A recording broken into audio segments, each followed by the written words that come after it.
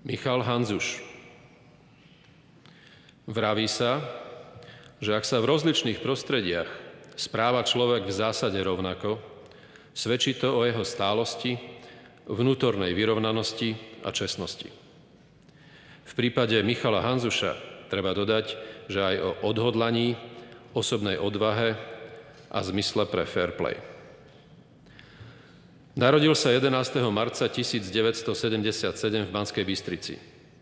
Jeden z najlepších stredných útočníkov v histórii slovenského ľadového hokeja, začínal svoju profesionálnu športovú kariéru v klube Iskra Banská Bystrica.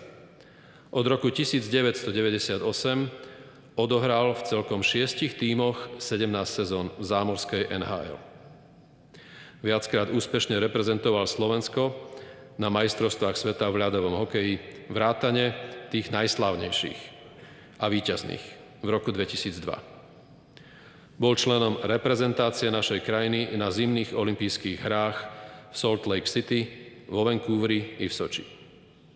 V sezóne 2012-2013 získal spolu so svojím tímom aj najprestížnejšiu klubovú hokejovú trofej sveta Stanley Cup.